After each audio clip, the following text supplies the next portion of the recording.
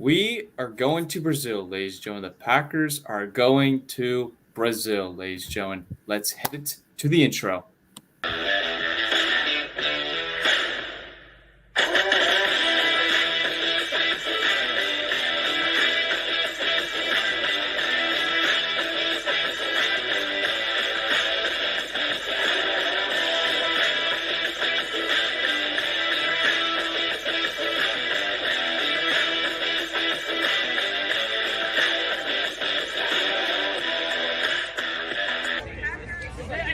This is Tom Grossi, and you're watching the PackReacts podcast. Let's go.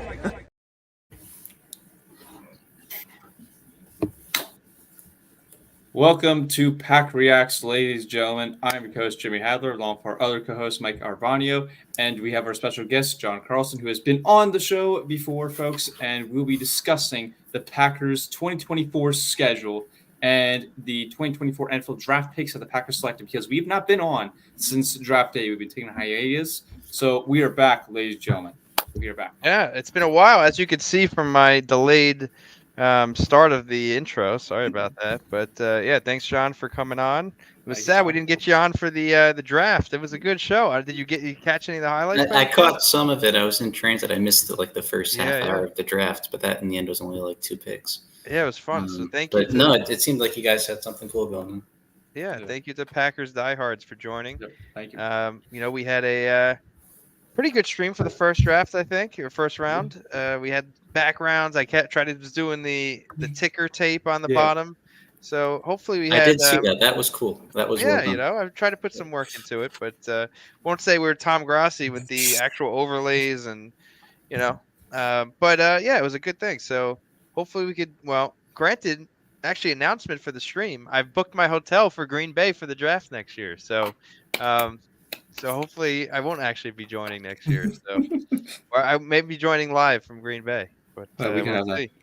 Technically, I can always back out if I don't want to go, but I think I'm going to go. It's a once-in-a-lifetime experience. You going for round one, or you going for all 3 days? Yeah, I think I'm going to stay the whole time. Nice. Sweet. I think I have it from Thursday to Sunday. So. Might see you there. Yeah, you going to go?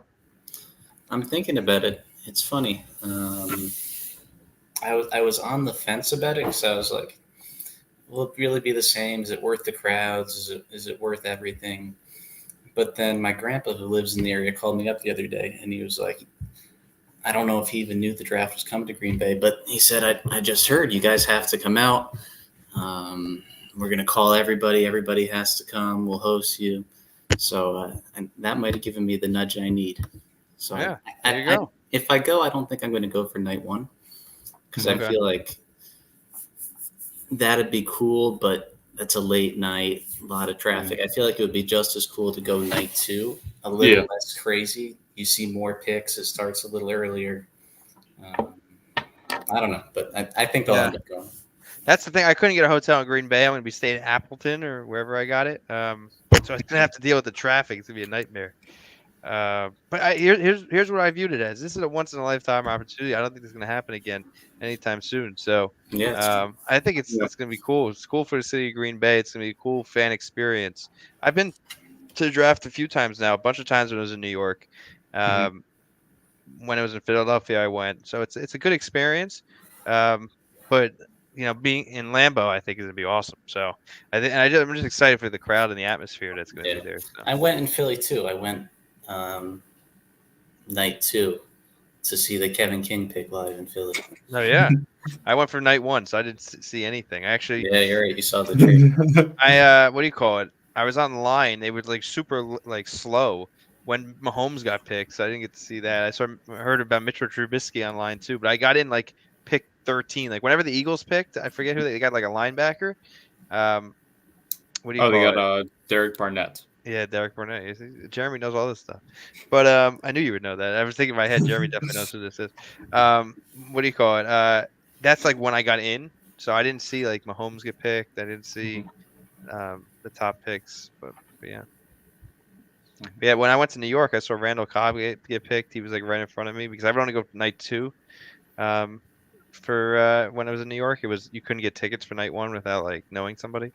But you were able to get night 1 for Philadelphia a lot easier since there were so many more people. Yeah, and night two, people- you really didn't need a ticket. You could just walk up, and you don't get to be like right by the stage, but close enough. In Philly, maybe, but in New Oh York. yeah. New York was insane. Yeah. Radio Well, City. there was a website called One Iota. If anyone's watching is interested, I don't know if they still use them because honestly, I haven't looked in a while. But back then, that was the website they used. It's apparently like the same website they use for like late night shows and stuff. The tickets are free, but you need to be in like a lottery to get them. So yeah. So hopefully we'll see you there, John. I haven't booked a flight or anything. Probably maybe should. next time. That's probably gonna get pretty expensive, but I figured the hotel is the number one thing. I gotta get a car too. That's the other thing. A car. Yeah, you do. That's tough. Yeah. Yeah, I gotta do that. That's what I'm waiting for. But speaking of going to Green Bay, do you want to pull up the schedule? I think that's the first thing on the docket, right? Let's pull up the schedule here. And give me a second. Are you gonna present on the Twitter on the X as well? Yeah, if I can. Yeah, I have to do both. Give me a second. Nope, that's not it. Yeah, give me a second. I have it on my screen now. Time. Yeah, that's the button. Okay. And then nope, that's the wrong one I have. There we go. Sweet. All right. All right. It should be good for you on your side, Mike. Yep, I gotta allow it. Yep, there you go. Sweet. All righty. Well, here comes the schedule here, ladies and gentlemen, as we got our preseason. As always, we got to go to the Cleveland, then Broncos and Ravens, 3 preseason games. Then our first game this season is in... What? Sorry, can we stop at the preseason? Are any of Yes. these games national televised? I actually haven't looked at it. They usually get one on NFL Network if you count that. It's hard to see the games when they're not nationally televised. I think maybe Denver might be the Yeah, only... that seems like it probably is. That might be the best case scenario, though, Mike. That might be the best case scenario. I know I will get the Ravens Packers because of my college is right near the Baltimore media markets. No, I don't think it is. No? I don't think it is. You know why it's so late? It's because it's in Denver, so that it's West Coast time. But yeah, I don't know. All right, we'll look into that. But yeah, it's sometimes tough to see. Well, actually, wait. No, it does say that the Green Bay Packers versus Denver game. No, sorry, this is not.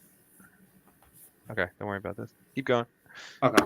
So yeah, we have the preseason, and then our first game is we are heading to Brazil, ladies and gentlemen. Brazil in South America, folks. We are heading to that. That is the first Packer game that the Packers will ever play in Brazil against the Philadelphia Eagles, who are coming off a terrible, disappointing season from last year. And the Packers will fight it out in Brazil. And the Packer fans, they got the advantage because 12% of the NFL fans in Brazil are Packer fans. Most out of any of the other fan bases, folks. So Packers got a little bit of home field advantage, I will say.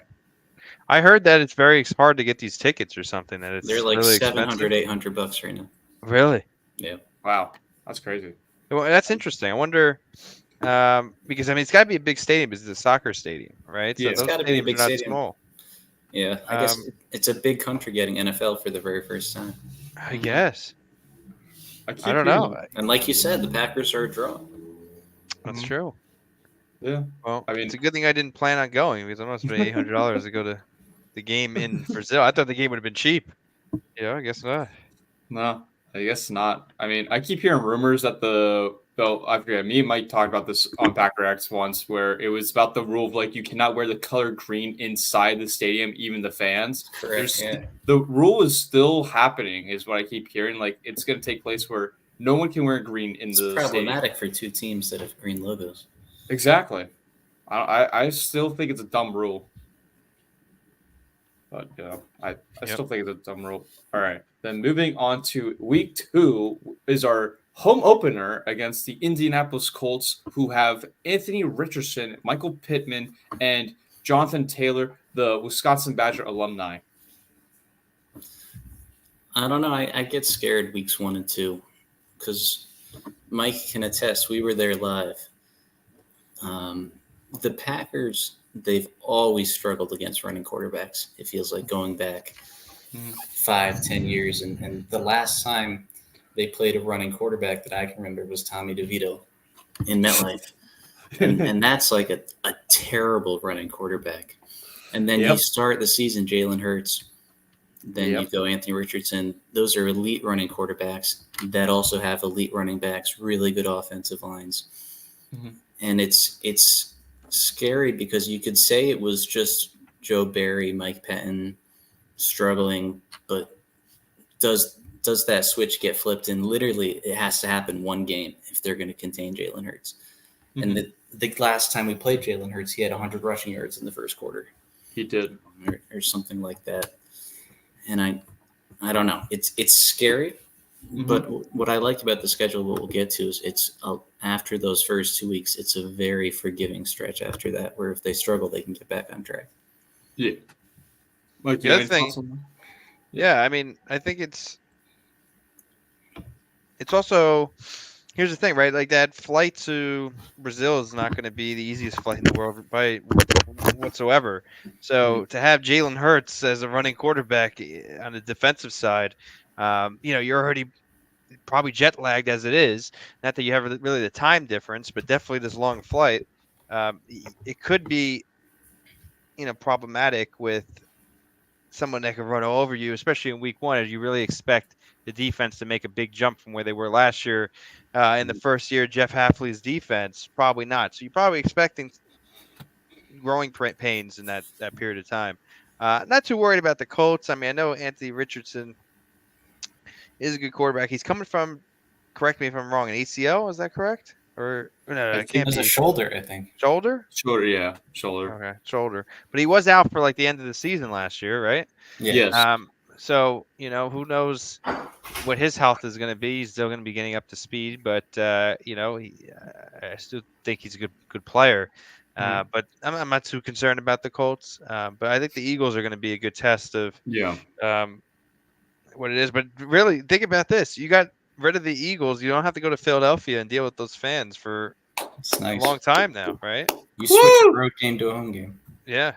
So exactly. that's big. The Packers really have not that many away games this year because it's the 9-8 game because of the because they had 8. No, they had 9 away and all that. They have 9 home, 8 away, right? But one of those 8 away is in Brazil, so it's really 7 away, 1 neutral, 9 home. So not a bad season in terms of what do you call it? If you consider the fans in Brazil, it's really 10 home, 9 away, which is pretty amazing. Or sorry, 10 home, 7 away. Yeah, definitely. And then moving on to our next away match, we head down to Tennessee to take on the Tennessee Titans. They should suck. I mean, it would be a shock if they're a good team. It would be a shock if we lost.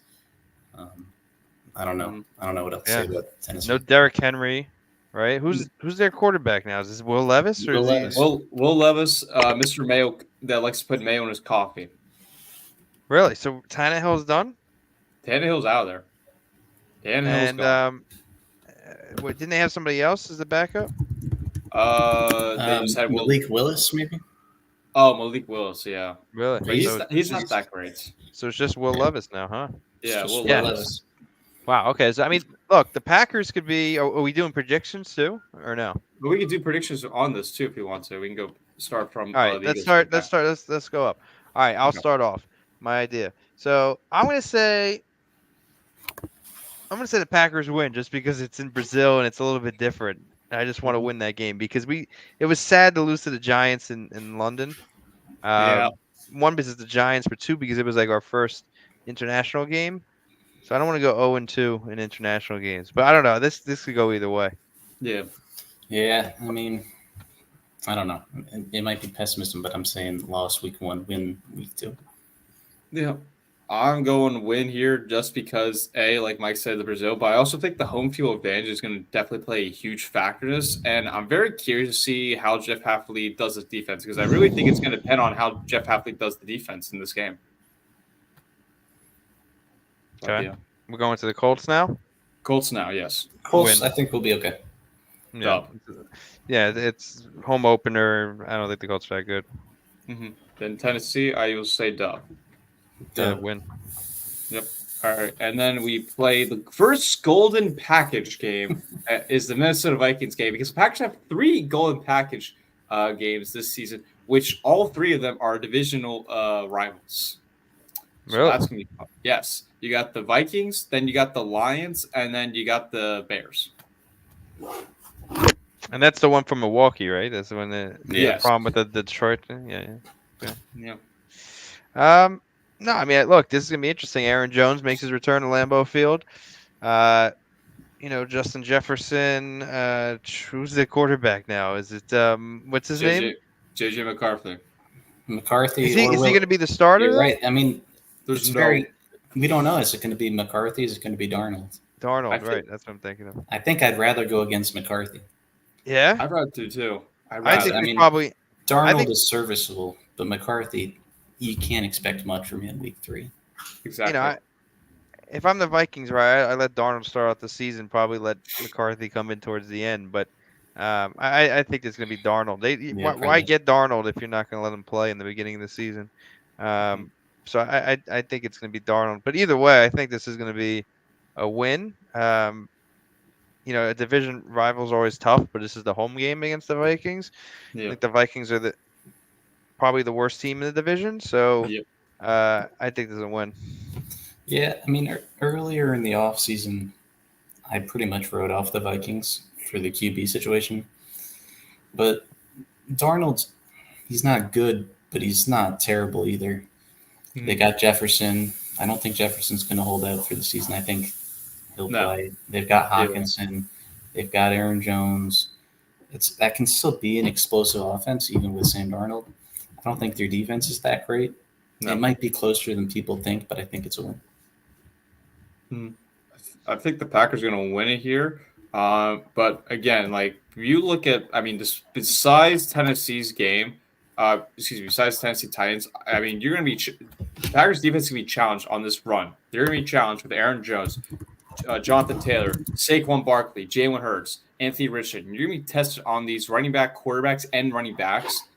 It's going to really come down to see how the Packers made adjustments by transitioning to a new defense. Are we seeing that? I think it's really going to be Aaron Jones. It's going to be a big thing. Justin Jefferson always is. But I think the Packers can get the job done against Minnesota, though, at home. Yep. So what are we? I'm at 4-0. Is everyone at 4-0? I'm at 3-1. I'm at 4-0. 4-0 also, Mike. Okay. All right. We got the LA Rams. That's a win. I mean, Stafford's still the quarterback? Yeah, yes, right? He still is. I think Stafford and Kupp are getting so old. They're not getting that old, but their best days are behind them. Their defense it was a lot better than people thought last year, but it's still young, average. It's a tough road game. It seems like the Packers never win in LA. So again, same as the Vikings. I think it's a win, but closer than people might think. Yeah. I agree. I think it's probably a win, but you never know because this is a 4:30 game in California. The Packers always have tough time going out to California. Mm-hmm. Yeah, I mean, what's that receiver that they had? Niku or something? Sorry. Pua Nakua. Yeah, exactly. There you go. He's good, right? I agree. Yeah. Cooper Kupp is getting up there in age, but I still think he's got a lot left. Stafford is give or take. I think he gets hurt quite a bit, but if he's healthy, I think he's still pretty good quarterback. I think this could be a loss, honestly, but I'm gonna give the Packers a win just because I'm a Packers fan. But I could see this one going either way. I think I'm just gonna give the loss here just because we don't historically do well in California. And the last time I remember the Packers went out to go play in LA in their old stadium was Ty Montgomery dropped the key fumble on the kickoff return that could have gone so far and helped the Packers win the game against that Rams team that went to the Super Bowl that year too. It's true. Wow, so I'm an optimist here. I'm 5-0, right? I would go with you, Mike, but I think the Rams are gonna be pretty good this year. Okay. All right. Cardinals, Packers. It's Kyler Murray. I would say that. The Cardinals are gonna be pretty bad, right? I mean, yeah. They have Kyler Murray, Marvin Harrison Jr., who's gonna be pretty good given his take from Ohio State. Defensively, they're pretty bad. Yep. Yeah, I think it's a win. I think it's a win, and I mean, I guess that means I'm putting them at 5-1. I think it's unlikely they start 5-1, but when you look at it game by game, that's where you get to, because it's like a tough trip to Brazil, but then a soft little bit after that. We haven't really hit the hard games yet. Right. Yeah. No, I mean, so far the schedule's not bad. That's why I'm 6-0, but they're not going to go 6-0. They're definitely going to drop one of these games, or at least one. And it very well could be week 1, honestly. But all right, keep going. Yep. So I'll say it's dub, and then we got the Houston Texans coming into town with C.J. Stroud. This is a fantastic game, and I'm very shocked that this was not flexed. This is going to be a good game. That game at 1 p.m. is criminal. I thought it'd be 4 o'clock easily, or something like that. I don't know how it's 1 o'clock. That's 2 divisional shocking. playoff teams. Exactly. And the Texans won the division too. I don't understand. I'm going to give it to the Packers. It's a win. I mean, I believe in the defense. I believe in Jeff Hadler, and this is a game that they can only win if the defense plays really, really well. Yep, I'm going with the dub here. Again, I'm going with John. It's going to really depend on the secondary for me because the amount of receivers that the Texans got really scares me a bit. They also have Joe Mixon, which scares me a tiny bit, but it depends really on that Texans offensive line. You got to contain C.J. Stroud a little bit because he can run out when he can. But yeah. Okay. All right. Next game, we head down to London. No, just kidding. Not London, but it's the home of the London team is the Jacksonville Jaguars because that's their second home, I like to call. When you look at the NFL schedule every year, they always play in London guaranteed. And I'm going to say this quickly. It's a dub for the Packers. I'm calling that right then and there. I don't know. I'm going to call this a trap game coming off a really, really intense game against Houston. Long flight. Hot weather. Travis Etienne, I think, always runs over us. Lawrence, he's okay. He's a decent quarterback. I don't know. It feels like a trap game. They'll probably win. They'll probably be favored, but I'm going to put this one as a loss, which takes them to 6-2. Okay, Mike. I think it's a trap game too, but I'm still going to take the win, 8-0. Now, here's the thing: we always have issues in Florida, especially in the heat. But this is October though, which isn't that bad. Yeah, I guess it won't be that. Yeah, that's true. It won't be like September when we had to play the Saints at the Jacksonville Jaguars Stadium years ago. That's true. That went pretty bad. Yeah, I'm gonna give us the win. I think the Packers are a better team, so I'm still gonna give us the win. You're right. But, I mean, they are. You can't argue with that. Yeah, but I can see this going poorly. Mm-hmm.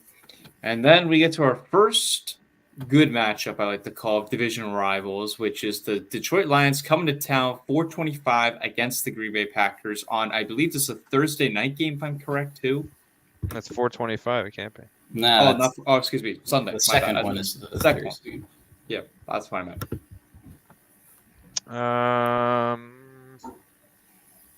Win. I'm going 17-0. Here's the reason why it's the home game. I don't think the Packers drop 2 years in a row at home against the Lions. I think the Lions are a good team, but I'm not going to give us the Detroit game. Spoiler alert! I'm going to give that to the Lions. But yeah, I'm going to say that the Packers win at home and don't do what they did last year. I don't know. I don't see the Packers getting swept against the Lions.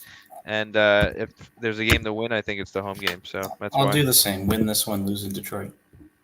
I'll go the same here. However, just to be considered here of this Packers game, it's the Golden Package game. And we all remember what happened last year with the Golden Package where the Lion fans showed out at Lambeau Field. But that was a Thursday night game. This is a Sunday at 4:25. So hopefully that's different. Let's hope for that's different.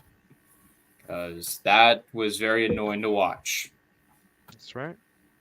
And that was when me and Mike streamed the game, and we were like, we're done with this. We cannot deal with the Lions fans. Every time we stream a Thursday night game, that was a nasty loss. Terribly. We're not. I vote this year, Mike. We don't stream any Packer games just for the luck of it. No, we're gonna stream a Packers game. All right, we got it. All right. Then we're gonna break our luck. We're gonna break our luck. Yeah, then we have a bye there, right? Yep. All right, can I start off on this one? Yep. Start off. Loss. Ugh. Sorry, guys. I actually think the Bears are good. I'm pretty impressed by the Bears. It's going to come down to the offensive line. I'm pretty impressed by the Bears. Like they've really turned their team around quite a bit. That trade last year was probably one of the best trades in a long time, if not in NFL Okay. history.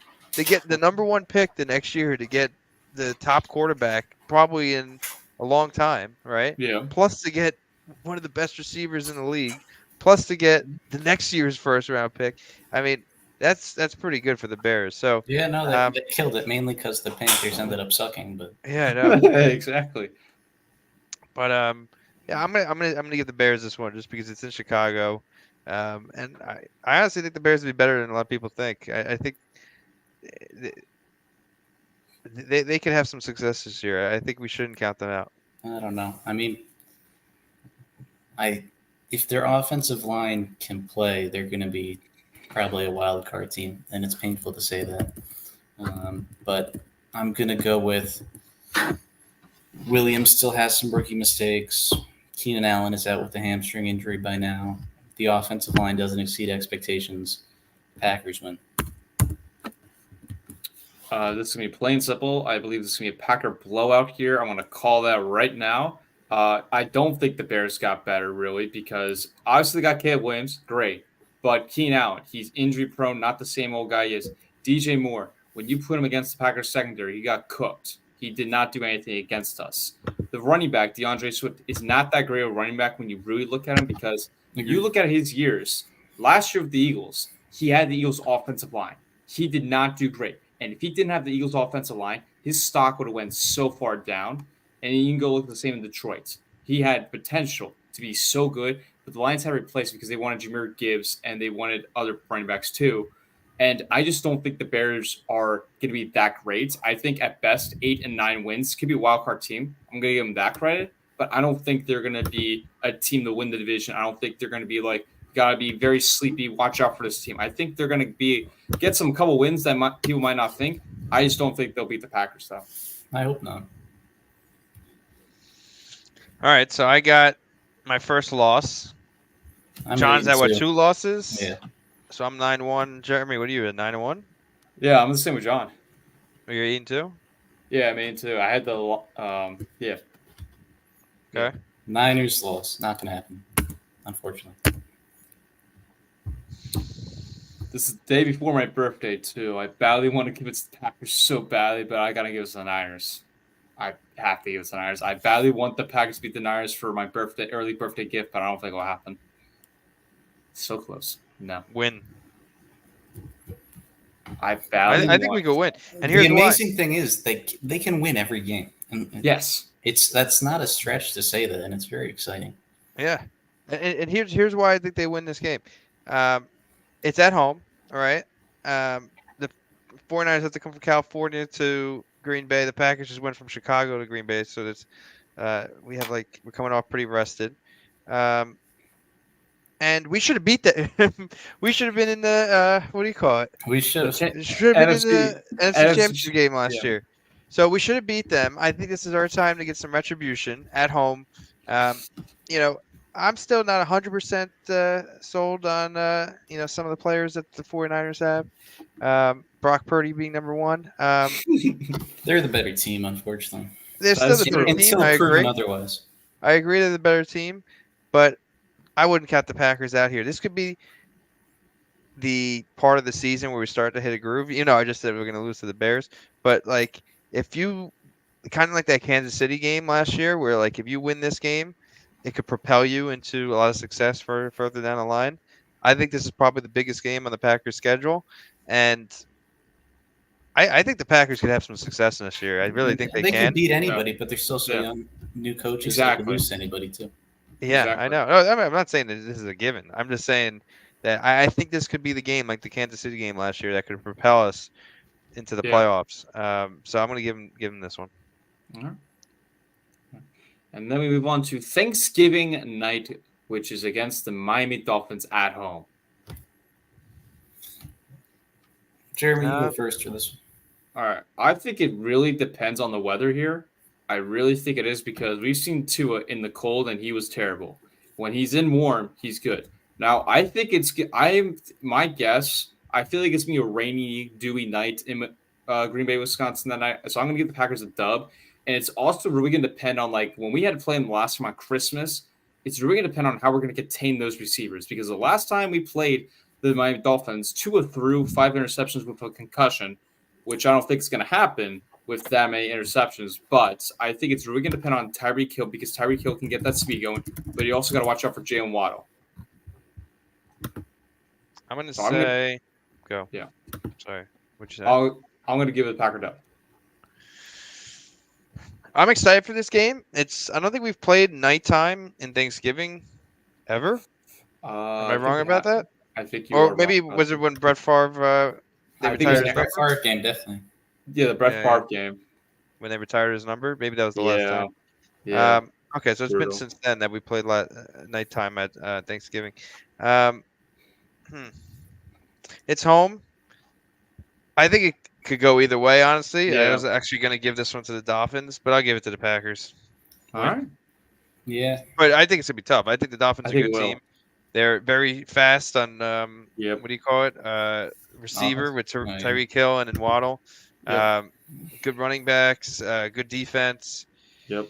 Like you said, Tua, I think his health is going to matter. The weather is going to matter. It Yep. definitely could be cold, and it's going to be a nighttime game in November. So I think it go either way. I think I'll give the Packers the edge just because, coming off a big win against the 49ers in prime time against the Dolphins, got to keep it up. So I'll say they win this one. I'm going loss. I think it's it should be cold, but it's still November. It might not be. Yes. That's Tyreek, Jalen Waddle, the Dolphins running backs are elite. Mm-hmm. I mean, you could make the argument the Packers are still the better team, but I think the Dolphins underachieved last year, will do better this year. And it's really, really close, but I'm going loss. Okay. And then I think we can skip the next week at the Lions. We all said loss pretty much, so we can get it. I don't think anyone can say we sweep the Lions. I think that's going to be tough. So No. if we pick to win the other one, I think you got to pick the loss here. But it can go either way. I'd be very surprised if the Packers beat the Lions. Yeah, I'd be too. All right, and then we get the Sunday night in Seattle in December. I think this is a loss here.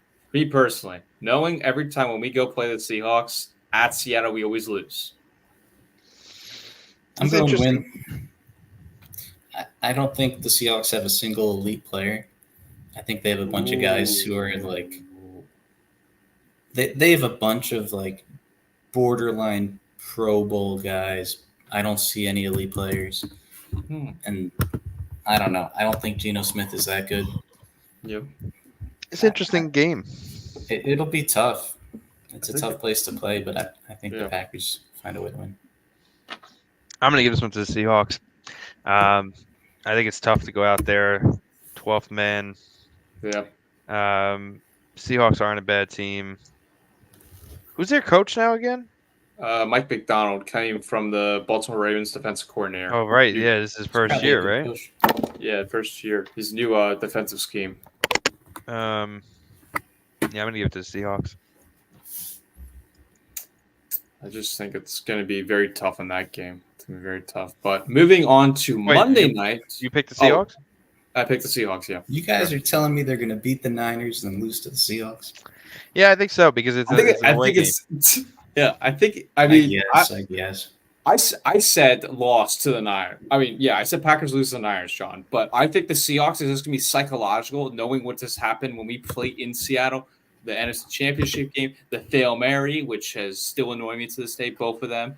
And the last time I remember, we played the Seahawks on a Thursday night in Seattle, and we lost to them on that when we could have easily won that game. Yeah, I just had too much PTSD against the Seahawks. No. The 49ers, we always lose to them in the playoffs, but for some reason in the regular season we could beat them. But the Seahawks just can't beat in the regular season for some reason. I don't know. Joe Barry did shut him out. That's right. I was there. I was there for that game. But I was at home. I more mean in Seattle. When was the last time we beat them in Seattle? I get it. Which I guess we did beat them week 1 when I was in college, right? I think that was in Seattle, that game. Yeah. That game, they had like a 60-yard touchdown to Devontae on the first drive, I think. Yeah. That was the last time we won in Seattle. I think that, it's been a while. It's been a while. All right, but then moving on to Monday Night Football, right before Christmas Eve is against the New Orleans Saints. I'm going to take the easy dub here, Packers. Easy dub. I mean, don't you dare. Easy dub. Okay. Wait, no, I'm not. I'm thinking. Okay. You know, as John and I know from being at this game last year, it was not not an an easy easy dub, dub. but the It was a team's so very much better exciting now. dub, though. It was a very exciting dub. So what? Derek Carr's still the quarterback, right? Yes. Kamara's Taysom still Hill. there. Michael Thomas Taysom is not Hill. there. Michael Thomas is gone, but that's all right. He was a no name for a while anyway. Yeah. I don't know. I think it could go either way, but I'll give the Packers the win just because they're coming off of 2 losses. I think they need to get back on the winning. I don't think the Saints can win. I mean, it's not a Christmas game, but it's a Christmas week game, prime time in Lambeau. I don't see the Saints winning. Yeah. Okay. Nice. I think we all got the win there. Yep. And then we head to Minnesota. Mike, why don't you start off for us? So I had the Packers winning against the Vikings the first game, right? I'm going to say the Packers win again. I think they sweep the Vikings. I think the Vikings are the worst team in the division this year. But I could see it going either way. I mean, it's either going to be a blowout like we do at this time of the year against the Vikings, or they lose, one or the other. John? I think it'll be McCarthy by now. I mean, Right, that's true. Yeah. I don't follow college football very closely. I don't know how exciting McCarthy is as a prospect. I'd be surprised if he lit it up as a rookie, even though he's got such a good group of pass catchers. I have my doubts over whether Aaron Jones will be healthy for this game. Like we said earlier, I don't think the Vikings defense is very good. No. I know it's away, but I'm going with. Okay. I think now, if you told me before the start of the season, and they kept Kirk Cousins, I definitely think the Vikings win it, but they didn't. But with the Packers, I think this is going to be a dub here, just because we're going to see what JJ McCarthy is going to be capable of. Most likely here is what I'm going to be saying here, and I just don't know with the kid here of JJ McCarthy because when me and Mike streamed it, we had a Vikings fan come on, Mike, and he was not too thrilled about it. It's good. That's what we like to hear. He wasn't too thrilled about it. Now, I just think the only reason why JJ McCarthy went that high was because he won the championship. If he did not win that championship, I think he would have ended up like second, third round maybe. I think, honestly, that is why. I think like the best prospect, honestly, besides Caleb Williams, was Jane Daniels in that draft for quarterbacks. So I'm going to go Packer dub, though. Okay. So what are we at? So I'm at 11-5. I think 11-5. I'm at 13-3. I think I'm at. Let me see. How many losses did I have? I had the Texans loss. I had split with the Lions. That's twice. 49ers. I think I'm right there with John. No, I got 4 losses. Seahawks, right? Yeah, the You're Seahawks. 12-4. I'm 13-3, and John's 11-5. So honestly, guys, I'm gonna say the Packers get swept by the Bears because I think that the Packers are so good at this point they rest everybody. That's fair. I mean, yeah, if they're 13-3. Yeah. So I think that they're 13-3 and they rest people. Either they have the number 1 seed locked up, or they for some reason can't get the number 1 seed for some reason. Which I guess if they're 13-3, they're probably in the running at least in this. But yeah, I think they might drop both, but I don't know. I think they split versus the Bears. I don't know. Caleb Williams, he should be pretty good by this point, or else the Bears have a major problem on their hands. They're probably going to need this game for a wild card. Yeah, they're going to need this game. That's the thing. They're probably going to need it more than the Packers too. I think they lose, but if they lose, that gets you to 11-6, which is a great season. You're in the playoffs easily. You might not win the division because the Lions could also be 11-6 and better. But I think every single Packers fan should be happy with 11-6, and that's where I think they'll end up. I would be disappointed at 11-6. Honestly, I think this team is better than that. I really think. I'm pretty impressed with this team. I think we got a chance. All right, go ahead, Jeremy. Sorry, I didn't mean to cut you off. I think it's going to be a loss here, just because we could be resting the starters. But I think the big question. I don't think the Packers are going to be. I mean, really, in my opinion, I think week 1 it's going to decide if Packers are going to get the number 1 seed or not. If they beat the Eagles, then they have a shot. If they don't, then there's no way I don't see they're getting the number 1 seed. If that happens, if they lose the Eagles, the only way I see the Packers playing their guys if it's going to come down the lines for that division. That's the only way I see it. There's no other way for this Packers because we said this team is capable of beating most of these opponents on the schedule. But I think they're going to win the division, so I'm going to have the Packers rest the stars here and Bears win it. Yeah, I mean, I agree with you, but I think it's more so the Niners they got to beat if they want to have a shot at the 1 seed. Mm-hmm. I think the Niners win the West with ease. Eagles probably are better than the Cowboys, win the East. Mm-hmm. I think the Falcons run away with the South now that they have a good quarterback.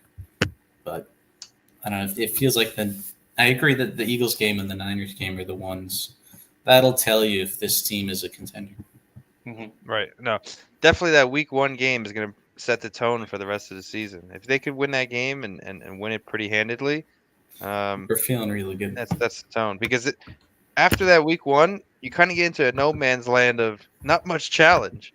Colts, Titans, Vikings, Rams. Like you get a nice soft cushion. You ease into it, right? You start off with a hard game and a very exciting game in Brazil, and then you kind of ease into the schedule, which is actually good. I think this actually laid out perfectly for us because you don't want a ton of hard games right after that. Like, let's say the Niners game is week 2 after going to Brazil. Like, that's terrible. So, like, let us ease back into the season after going to Brazil. If you could get that win in Brazil, you hopefully have a few games where you could coast a little bit and then turn it up to the end of the season. I mean, I like the schedule, how it laid out. I really do. I think it benefits us mostly on especially the teams coming off buys, or us coming off buys, and how much rest we're getting compared to opponents that we're facing, especially when we get to down here against in this schedule. I think it gives us a huge advantage. No, yeah, the schedule played out good. I definitely think the schedule played out nicely. Yeah. The only thing I would change is maybe one game against the Bears earlier in the season when Caleb Williams still is more of a rookie. Yeah. That is true. Yeah, the Bears. That's why I think the Bears are gonna be tough. I think they're gonna be getting into the part where, they're going for a wild card team. I agree. Bears they have 10 weeks to figure it out before they leave to play. Yeah. Right. I think the Bears are gonna be tough. I think they're gonna be tough for a few years, but I think like you said, since it's towards the end of the season, if this was the Bears in week 1 or 2, I wouldn't be as concerned as it was later on in the season. So, yeah, I mean. I think it's going to be a pretty good season. I'm excited for this team. I think they had a good draft. That's one thing we didn't talk about the draft, but what do you call it? I mean, and there's so much cushion in the Bears schedule. I'm looking at the Bears schedule. Listen to these first 10 weeks. Titans, easy. Texans, Colts, somewhat easy. Rams, somewhat easy. Panthers, easy. Jags, and then Commanders, easy. Cardinals should be decently easy. Patriots, easy. It's a pretty soft. They could really be in groove by the time they come to the Packers. That's true. And on the contrary, I'm looking at the Lions schedule. I thought they had the Chiefs, but that's actually a preseason game. They have what do you call it? They have the Rams, the Buccaneers, the Cardinals, Seahawks, Cowboys, Vikings, Titans, Packers, Texans, Jaguars, Lions. But because they have to play those number 1 seeds, they have the Niners, they have the Cowboys, and they have the Eagles probably somewhere, right? No, sorry, Cowboys. They don't have the Eagles. Yeah, we have the Eagles. They have the Buccaneers. That's who they have. That's been a tough one too. Yeah. So, and they also have the first place team on the AFC side that they're the Bills. Mm-hmm. So that's they definitely have a tougher schedule than we do. But yeah, I mean, I think who's our AFC? Oh, the Dolphins, right? Yes, Dolphins. So, yeah, I mean, technically we might have the harder team there compared to the Bills if the Bills have regressed so much this year. Mm-hmm. But yeah, I think this season's wide open. I don't really know. I mean, I think they could have a lot of success, especially where we ended the season last year. I think the schedule is playing out pretty well for us. But then again, it could go poorly. I mean, there's no guarantee. It's still a young team, still growing team. We got a new defensive coordinator. big piece, on defense that we got in the free agency. I Jake think, McKinney. yeah, McKinney, exactly. I think it's going to be a fun season. That's all I can Yep. say. It's going to be a fun season. I know I said they're going to do very well, but I honestly think probably a realistic part for them is probably 12-5. I'd say that's probably. I said 11 and we go 11-6 is a little bit disappointing. I think 12-5 is probably I'm more going realistic. 11-6. Yeah. I mean, I could be forgetting, but this offseason you have one major loss on offense and one major loss on defense in Devondre Campbell, and you get a new defensive coordinator, which should theoretically be a major upgrade. It seems like they drafted really, really well. Mm-hmm. It seems like they did well in free agency with McKinney. So I think on paper, it's a better team than last year. Which I don't know. I mean, they squeaked into the playoffs, and anything less than 10 wins, I think, is a big disappointment. Yeah. Assuming no injuries. It's definitely a better team than last year. Great draft. I mean, I know that we're going to get that soon. But before we turn over to the draft, I do have one question for everybody. What are we thinking about in terms of going to games over here? Not that hopefully no one stalks us. Who knows? They might say, "Oh, you're going to this game," But I don't know. I haven't thought about it yet. I liked going to the earlier in the season, like what do you call it? That Saints game last year, John? It's a win-win. Like Early season is fun because you got everything to play for. There's no real risk that something bad happens and you're losing or someone gets hurt. But late season's also cool because it's cold. And the Colts game is on my those birthday. Should be higher stakes games. Yeah, you could do home opener 2 years in a row. I know. Go for my birthday. It's not very often that they play on the 15th. But I don't know. I feel like that Colts game is not going to be that interesting. I'd rather go to, I don't know, like the Rams or Cardinals game maybe. I would really like to go to that Texans game. I think that's going to be a good game. That should be such a good game. I think I'm going to lock my answer, and I think I'm going to the Packers-Texans game. Yeah? I think I'm really leaning towards that.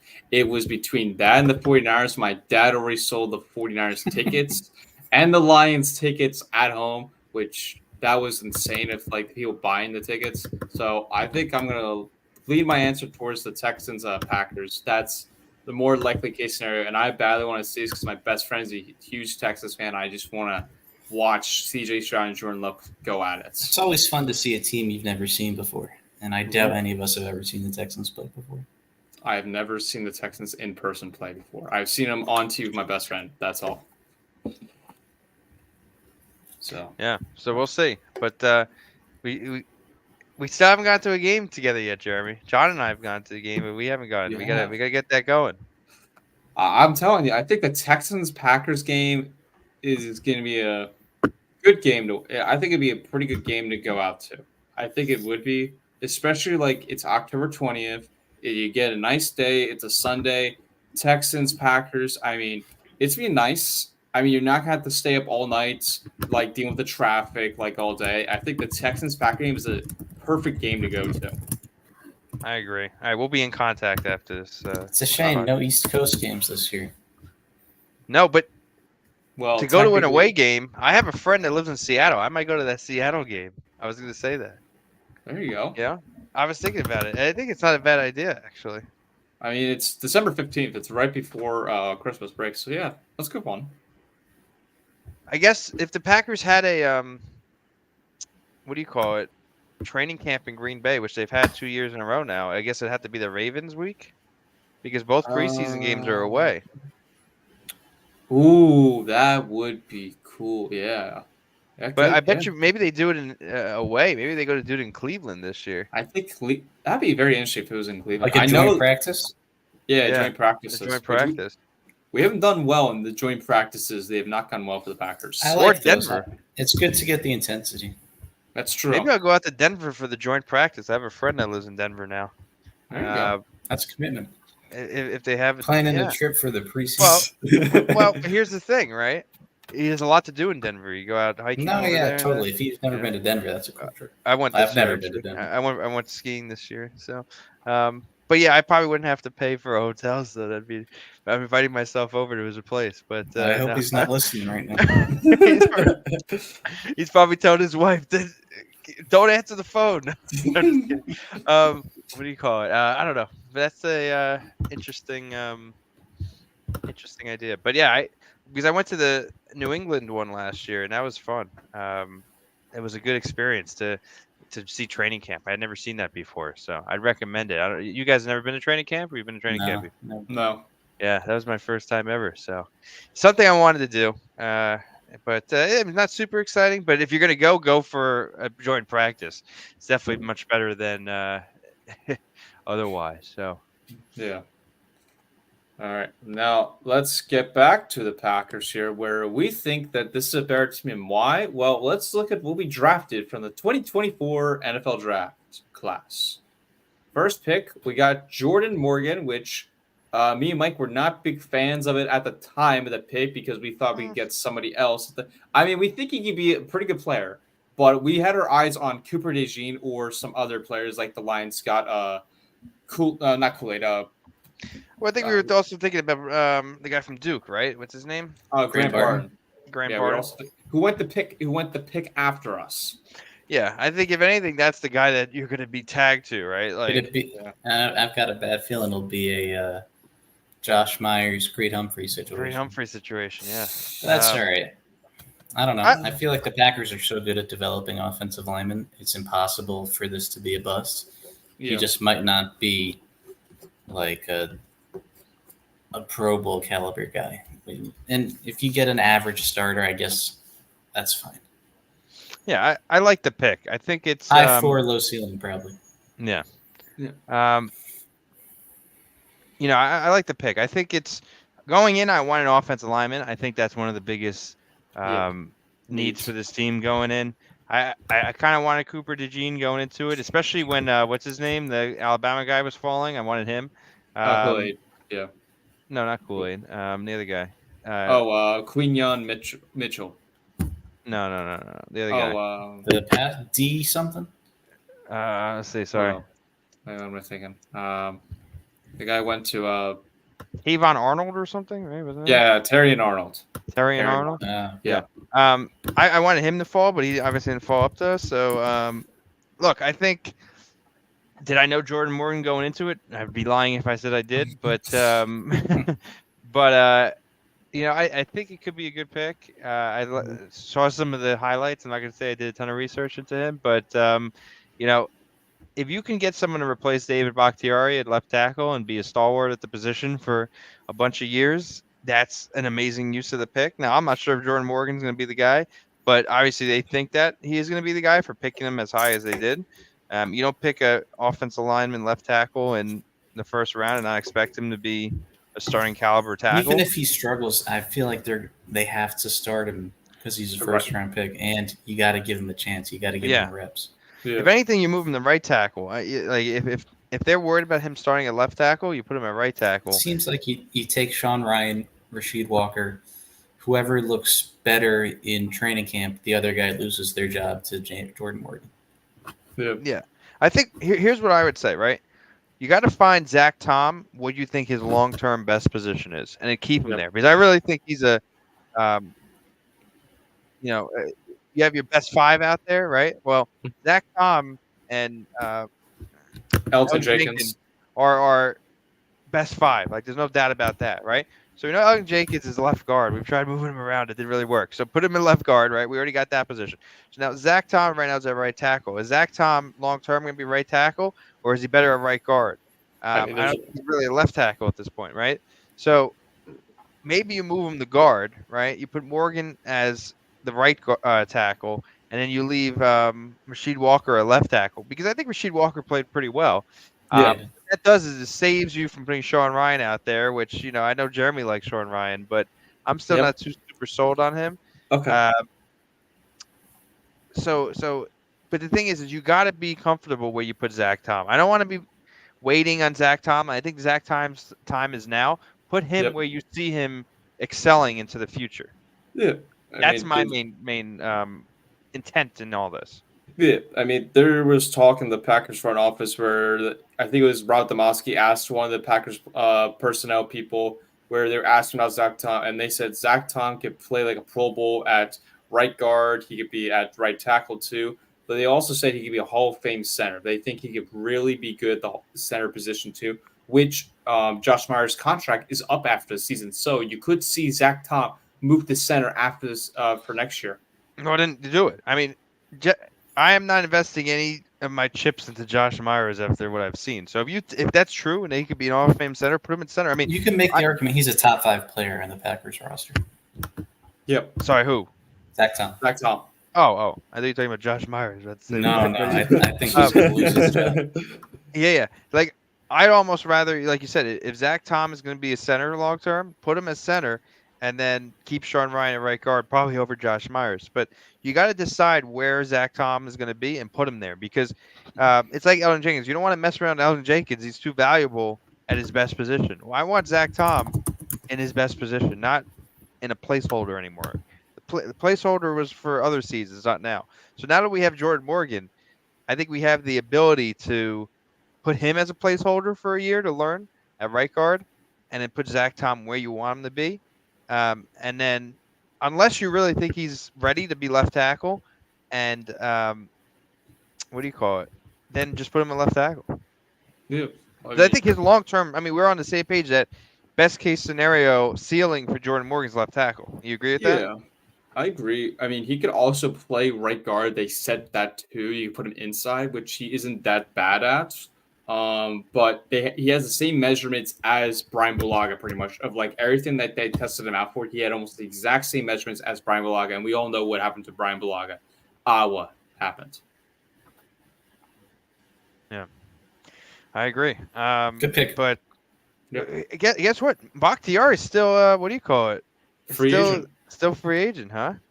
Yeah. You know, I think we were right that no one's going to pick up a salary for him at this point in his career, you know? So who knows? Maybe Bakhtiari is a plug and play later on in the season. Yeah, it kind of feels that way. If what do you call it? The playoffs come around and you think he could play a few snaps, but I don't think anyone thinks he can pull the whole season. So I think that's what we learned. All right, moving on to our second pick, which was the Aaron Rodgers trade, which was part of the trade analysis of the trade that the Packers did last year because of the Aaron Rodgers trade, which we got the first second round pick for the New York Jets. It would have been a first if Aaron Rodgers played more than just a couple snaps, which Mike was at the game. So thank Mike for letting that happen, ladies and gentlemen. Sorry, which game is it? Yeah, he came way short of 65%. Yeah. Oh, Aaron Rodgers. Yeah. Oh, sorry. Yeah, should I go to the opening night again this year? John, you want to go? Aren't they in San Fran? No, it's against it. Yeah, No, they it's are. against Yeah. it. Huh? You mean the Jets home opener? Yeah, the Jets home opener. Yeah, it's Oh. against the New England Patriots. It's not the craziest idea. Yeah. No, I'm telling you, that was exciting last year, walking into that stadium for the home opener. On 9/11, obviously that's a sad day, but coming out with the flag, I was walking in there, everyone's chanting Aaron Rodgers. I mean, it was exciting. As much as I hated it to see Aaron Rodgers on another team, especially the Jets, like, it was exciting. It was the most electric I've ever seen a stadium in my life. Really? Like, that place was electric. Like, you sat at your stadium when he runs out, like, it's the loudest I've ever heard a stadium. That must have been so cool. And it was amazing. Like, it was like living in like another planet. Like, I was like so excited about like what was going to happen, and then it just ended. But obviously other people were more mad than me. I'm just kind of like, wait, what just happened? Obviously I'm not happy he got hurt, but I wasn't as devastated as those people were. I go into the bathroom, people like, fire everyone, fire the coach. What's his name again? Robert Saleh, thanks. And then what do we do to deserve this? We can never get a good team. We get Aaron Rodgers and they suck. I thought Rodgers' career was over. I thought he wasn't going to come back from it. But that was a crazy event. But I would like to go again this year because I think it's going to be similar vibes. So honestly, maybe we should. It's a Thursday night game. So Thursday night are a little bit more affordable. Well, I don't think so. I think they're going to be crazy. I actually just looked. You're not insane. No. Well, either way, I'm down to go. I mean, I wanted to see Aaron Rodgers' first game outside of Green Bay. Now, granted, technically, it's not going to be his first game because, It depends how you define technically. oh, well, technically, I already saw it, right? Because I was there for what do you call it? 4 snaps. But He didn't even complete one pass. But what I'm saying now is, I think they go to San Francisco, and in week 2 they're somewhere else, right? Yeah, they're This is really a week 3 game. So this either he could be hurt again in week 1 and week 2 and not even play in week 3, or he makes it that far and it's definitely not his first full game as a non-Packer, but it's gonna be his first home game as a non-Packer. So I'm excited to see it. I was excited for that atmosphere. It was a fun atmosphere, I gotta say. So I'd recommend if we could get tickets, I'm down to go. Yeah, wear a Rodgers jersey. Packers yeah, exactly right. Oh yeah, that's what I did. And I had a sign. 25% of snaps. What was it? 65% of snaps, 65, right? Yep. And I didn't have a pen, but what I should have done was I should have put after the 65 0.0000065% of snaps. But yeah, obviously we didn't get the first round pick. But going back to Edgerrin Cooper, where this all started, this was a great pick. Seriously, this was a good pick. I mean, this is like one of these picks that we see other teams get. And we're like, oh, damn, we should get this guy. Like, that's the way I felt when I saw his name come up. I'll be honest, I didn't actually watch any of the rounds of the draft live other than the first round. Wow. But I got the notification that we got him, and I was like, yes, this is a good pick. So that's about the extent of my, knowledge about him. But it's going to be a good pick. I saw some highlights. He looks real good. We can be honest. Sometimes you need Twitter to tell you if it's a good pick or not. I'm not a draft expert. Is anybody watching me for draft experts? Sorry, that's not me. But this guy's going to be good. I have a feeling. He reminds me the best linebacker in the draft. That's what I'm saying. Yeah. Yeah. He absolutely is. I mean, when I watched his tape for this draft, Mike, because I did my research on a couple guys here, and I made a whole video about that. This guy reminded me a lot of Devin White when he was good with the Bucs. He reminds me of the speedster he is. He's pretty much almost my age, literally, almost my height. Well, a couple inches taller. Weight, that is completely opposite. He's way heavier than me, but very fast, very good at tackling. He's a speedster guy. Reminds me a lot of Devin White. That's my comparison I would give him. And he just looks like the guy who fits the part to be alongside Quay Walker. And I think it's we definitely upgraded the linebacker position because, obviously it was not working out with Devontae Campbell because he came up the tweet today that he was very upset in Green Bay. On Twitter today, he made that announcement. But I also think that Devontae Campbell, he was not the same guy. He wasn't healthy. He kept getting hurt. He wasn't any good last year. And I'm sure he'll be great again for the Niners. I hope not, but that could happen probably. But I really think Edgerrin Cooper is going to be a pretty good player for this Packers defense, especially in Jeff Hafley's defense. And it's another young piece right next to Quay Walker, who I've been on the record here that I'm really a big fan of Quay Walker. I think he's a little bit temper. Yeah, he's a little bit crazy in some ways. Not crazy. I think he's just like really trying hard. He puts himself in positions he probably shouldn't be in. But I kind of like that. You know what I mean? Like this guy he cares a lot. He's all over the place. He show the heart, the passion for the game. Just sometimes he takes a little bit too far. But at least last season, he definitely reined it in a little bit. He stayed. He was in the right place at the right time. He wasn't out running plays. But to put Edgerrin Cooper next to him, I think is really going to be exciting because you have two young players that are on the up and up. They're going to make mistakes for sure, but should be awesome. The ceiling is gigantic for these guys. In the middle of the field, now we're going to 4-3. Don't forget, right? Yes. So linebackers are an important part of it because if you get past that first layer of exactly, then you need to get these guys to clean up. So linebackers are important. I know you can say, well, 3-4 linebackers are really important, right? Because the linebackers is kind of the whole point of the defense. But the inside linebackers are even more important, I think, in the 4-3 compared to the 3-4, where the outside linebackers are probably more important. So Edgerrin Cooper, I think, is a huge piece to pair with Quay Walker, where it's going to actually elevate both of them. Where Quay Walker was here, I think they're both going to be in a real good spot. And then plus, you got McKinney over there where if they make a mistake, he's going to come to clean it up. You know what I mean? You don't really have to worry about the deep passes because you got McKinney out there. And the next guy, don't forget about him. Yes. Yeah. So- This was my favorite pick of the draft. The next pick. I guess let's keep going. Best. I honestly, I literally as soon as I saw him get selected, I was like, all right, this might be good. And then as soon as I watched the first clip they show of him, I was so hyped. And also his reaction to becoming a Green Bay Packer That was was so awesome. I love that. This guy is my age, 40 pounds heavier than me. I'm taller than him, Mike. And this guy just lays it out. And I think we got a for sure superstar guy right here. I think this is a stellar. I mean, pick right him here. with McKinney should be nasty. I'll be honest. I thought the next pick was Marshawn Lloyd. That was my actual favorite pick, but this one was also awesome. Well, I didn't realize he was 5'10". That's actually interesting. How about he 5'9"? That's interesting. taller. But I guess he doesn't play like that, right? No, he is more like heels. Like I would describe him like hard hitter, like not like Ed Reed, obviously, but the way you would watch him like try to go tackle, he tried to display a little bit of Ed Reedness of like tackling, like head hit, kaboom, bang. Like what Brian Gutekunst, and we'll get to it in like with the rest of these picks here.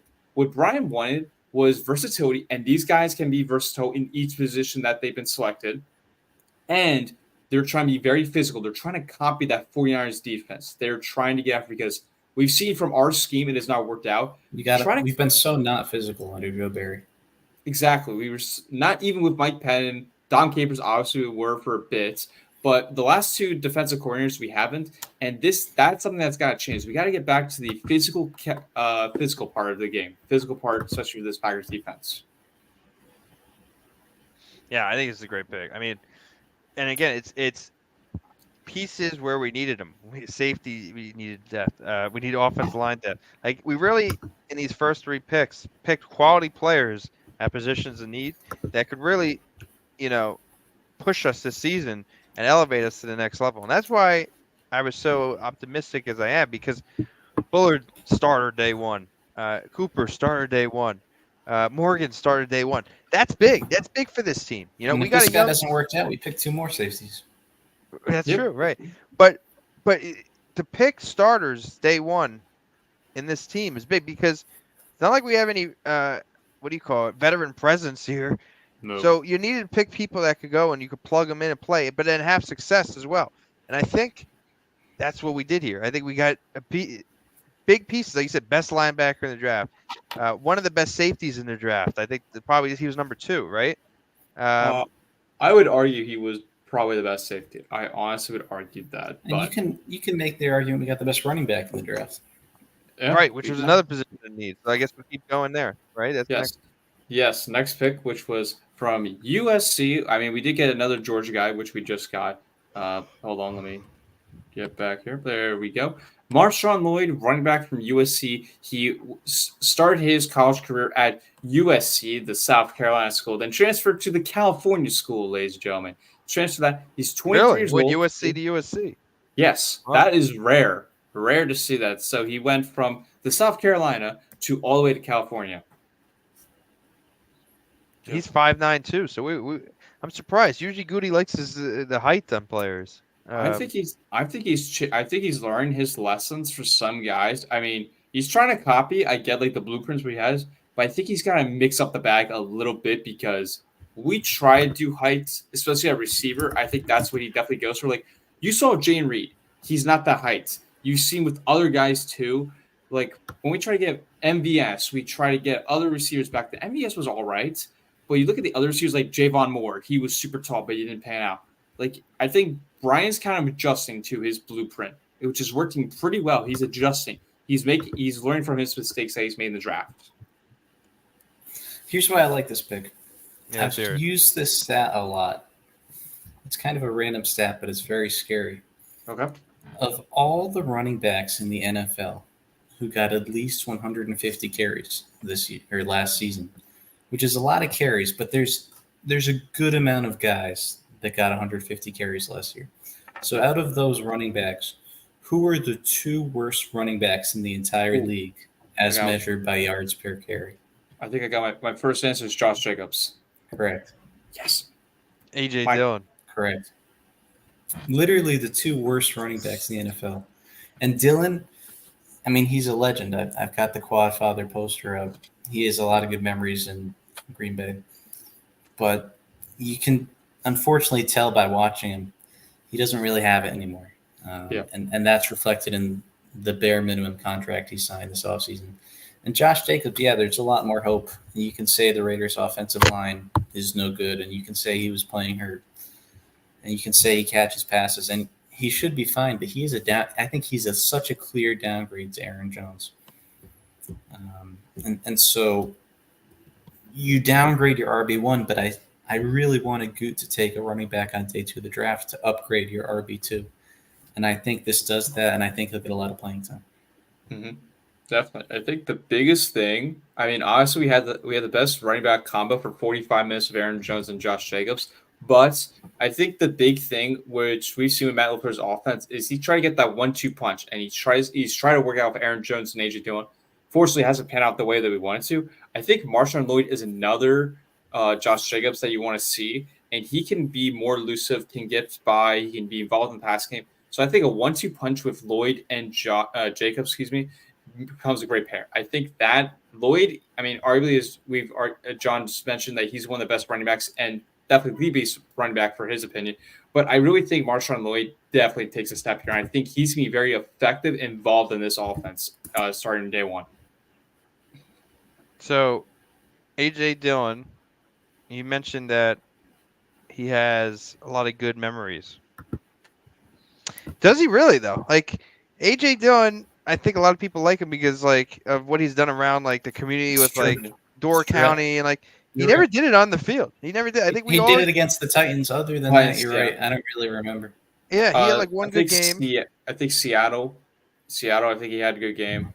I think that was it. Seattle and Tennessee are the two that come to my mind. Yeah. You're Other right. than that, he's remembered for disappointed. He's remembered, especially for a second-round pick. He's remembered for being a better player than he was because of how nice a guy he was for Green Bay. Right, and also the quad aspect of it, and he has some. He has a podcast. He was on Cheesehead TV. Like, he almost kind of reminds me of, like, the little bit more successful and talented, like, Kurt Bankert, where, like, we know him because of his, like, interactions around the team rather than actually his performance on the field. That's exactly right.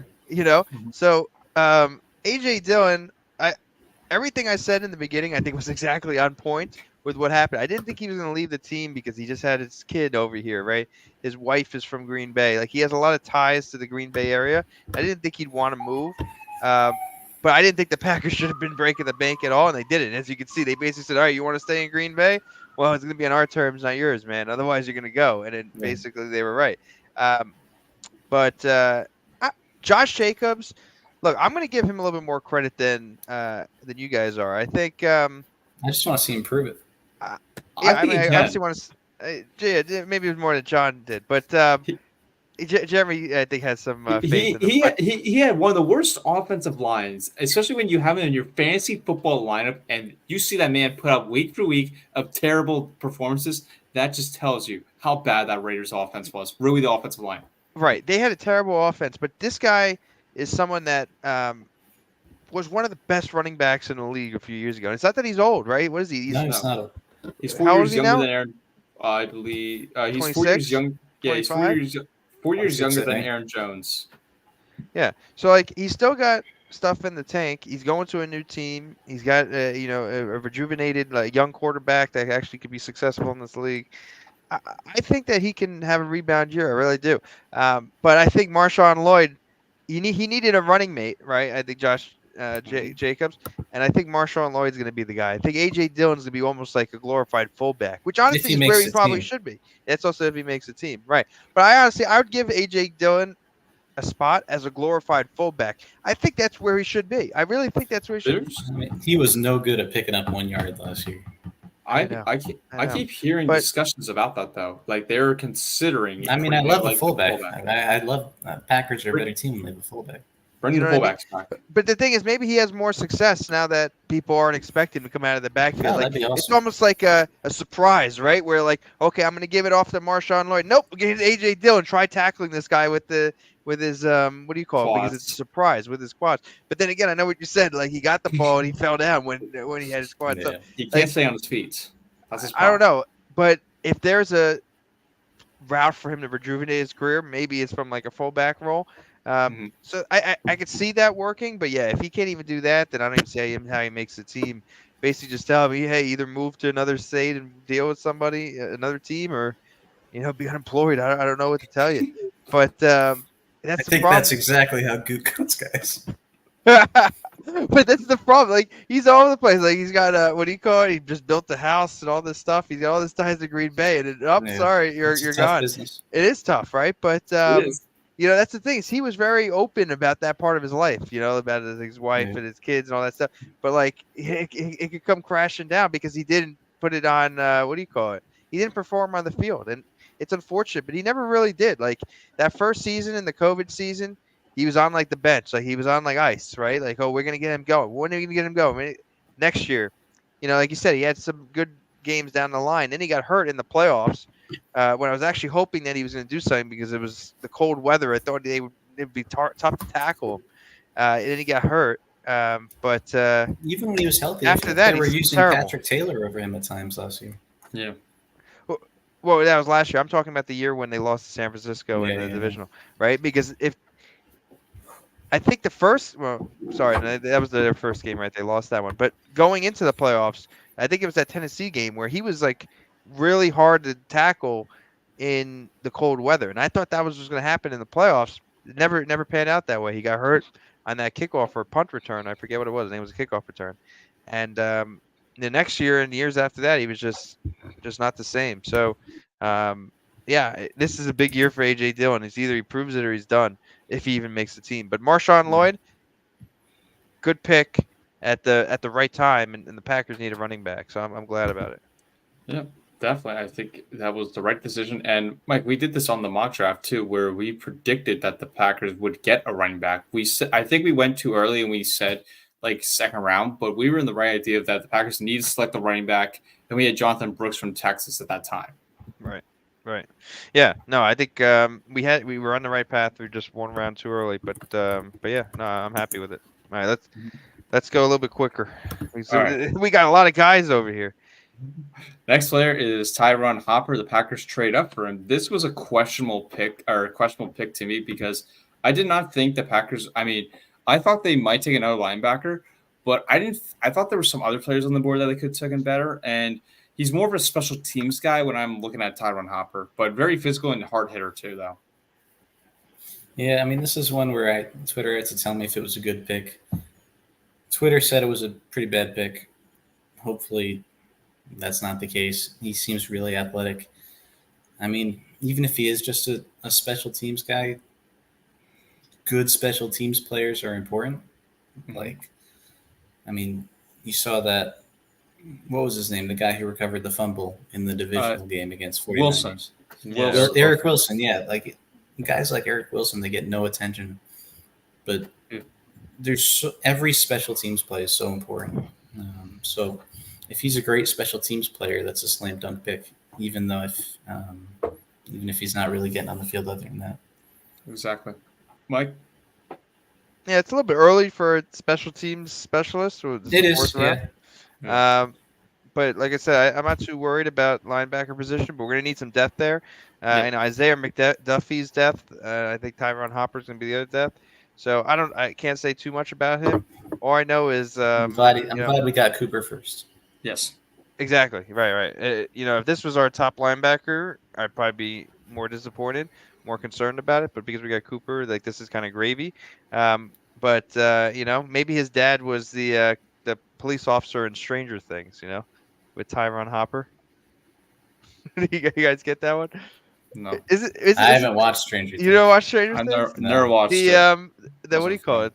The police chief is named Hopper. So, I don't know. It's just a fun name, Tyron Hopper. I like the name.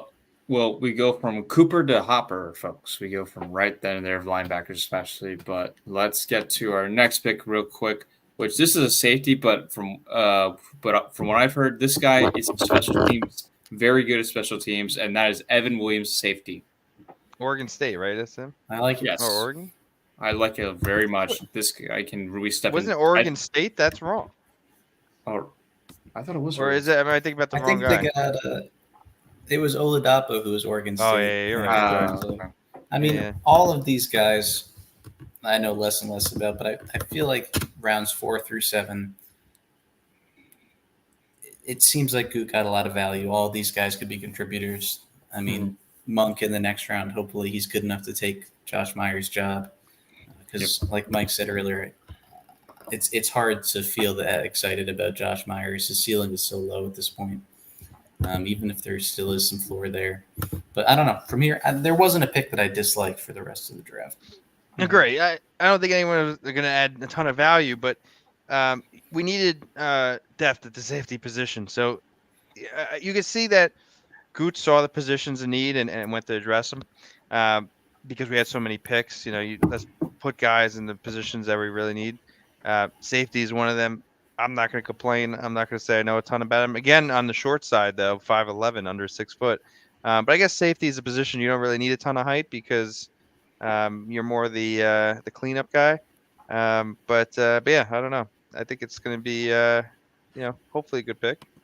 Yeah, definitely. And then moving on to our next pick, we go right into what John was saying about Jacob Monk, who he has very potential and could become a starter to replace that Josh Myers position. I hope so. Yeah, no, this is a good pick. I think you needed to give Josh Myers some competition. I think he got it in Monk. Yeah, I mean, that's really it. I mean, I think I'm not sure where he was slated to go, but I think probably this was about the right spot. If not, they got him probably a little bit later than they should have. But Josh Myers needs some competition. That's the first competition I'd put. It's a good depth player. Yeah. If Zach Tom is not going to be the center, I'd put Monk and Josh Myers competition. Best man win. And he didn't play much center in college because they had Graham Barton, who was so good at center. Yeah. But it sounds like that's the position he wants to be. But who knows? Maybe he ends up as a depth guard too. I don't know. Or he could put Sean Ryan for him, run for his money too. Yeah. Put one of them in. I mean, it all depends on where Zach Tom is. Zach Tom was a 5th rounder. John Runyon was a 5th or 6th rounder. So, I mean, we shouldn't write off these guys. Yeah. No, I agree. Next pick, we go to the 5th round here, which is from Oregon State. This one was the Oregon State guy. This was the guy I was thinking of. Sorry. Yes. Keaton Oladapo, safety from Oregon State, folks. Interesting picture here, but but no, this guy is really good at special teams. Nagler right? loved this pick, I remember. Yeah, right. Apparently, this is like the first time he's gotten a pick right in like years. But yeah, I think he's a special teams guy, and I believe this is Bisaccia's pick or something. I was reading an article. I don't know if it was him or somebody else, but like they really wanted this guy in special teams. So for me, I think this is a slam dunk because this is the time you get the special team specialist in the 5th, 6th round. Yeah. So if this is who they think is going to be a great guy in special teams, I'm thinking someone like Rudy Ford, right? Great gunner, always there at the right time. I mean, that's the guy you want on your team. And if Keaton Oladapo is like that, this guy is Rudy Ford. Totally fine with him. Oh yeah, absolutely. Yeah. Right, like we don't need him to really play on safety, right? We have McKinney, we have Bullard, right? Williams, and just the Williams, right? So this guy is going to be down in the depth chart. Where is he going to make his salary on special teams? So if that's and if we have an injury in safety, knock on wood, hopefully we don't. Then he can show up at that spot. But I think he's going to be a special teams guy day one, and I think that's a big pick. Yeah, definitely. And then to our next pick, which I think this is more of a depth position because I just don't see really out of this guy, Travis Glover from Georgia State. Is he taller than you, Jeremy? Yeah, he is definitely taller than me. He's 6'6", 370 way pounds. more than him? No, not at all. You might, but I don't. This guy does not fit the Jeremy Hadler prototype. Exactly. Yeah. Exactly. But hey, look, it shows you that the Packers needed more offensive line depth. I mean, we knew that, right? But they were going and they were getting offensive line depth and safety depth. So, I mean, look, I don't have a ton to add. I don't have a ton to add, but maybe down the line, he's not going to play this year, I wouldn't think. But no, unless something really bad happens. But I think he'll probably make the team. Yeah. I think it's like for him when I was reading about him on Twitter was he has the tools to become pretty good. He has like again valuable pick from Brian. He has tools. He just needs to get more repetitions and just like more experience down the line for him. I think he could be good, but again, this is that position. He could just be at best maybe a backup guard offensive line. I think that could be his best position. Let's keep going. All right, next player. Let's round it out here. We got our first quarterback off the board, Michael Pratt. I was just researching this guy. It's a funny question. What happened in Caleb Williams' last college football game? He lost to Michael Pratt. He did in a bowl game with probably a much superior team. Yeah. I mean, he looks pretty good. It's good to bring in competition for Clifford. Yep. All I got to add is it's going to be interesting if they keep 3 quarterbacks because I think Clifford is definitely the backup.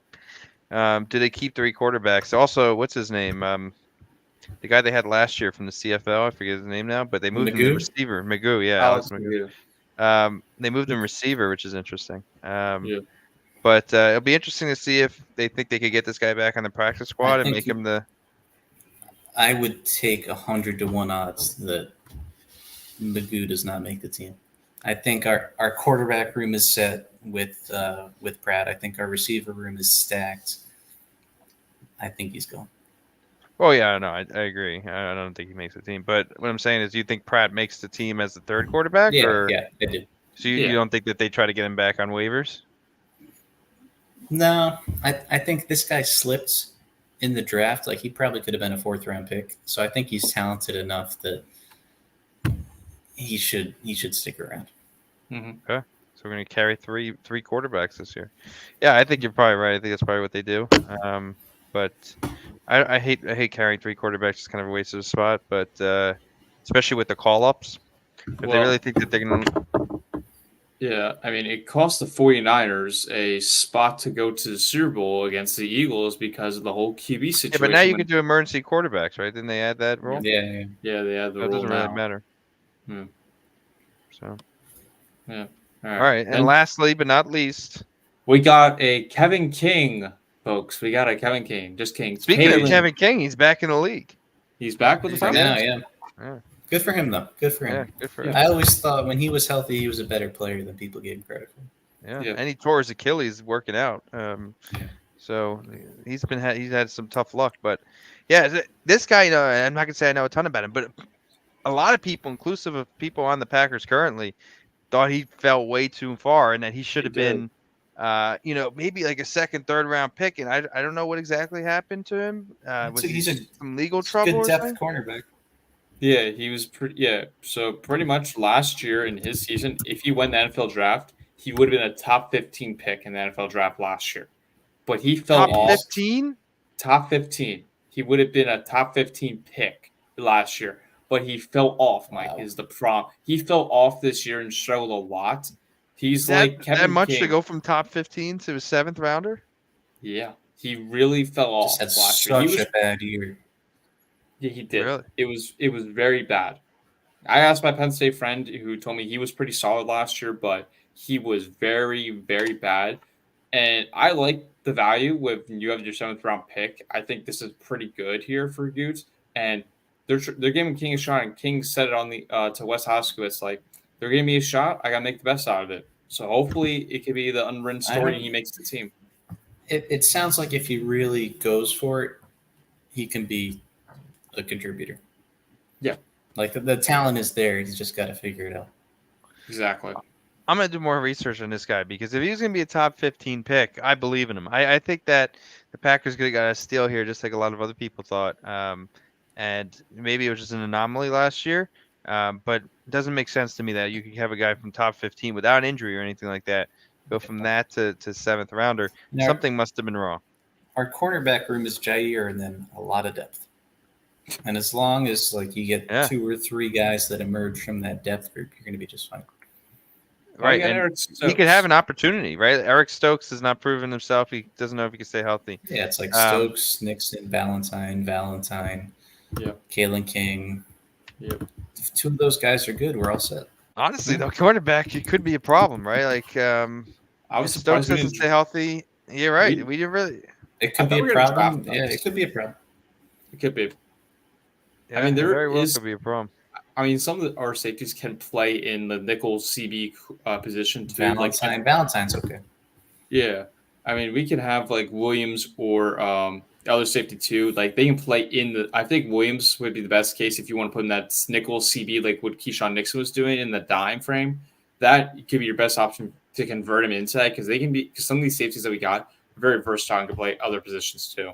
And then even if cornerback's a little weak, safety should kind of make up for it. Exactly.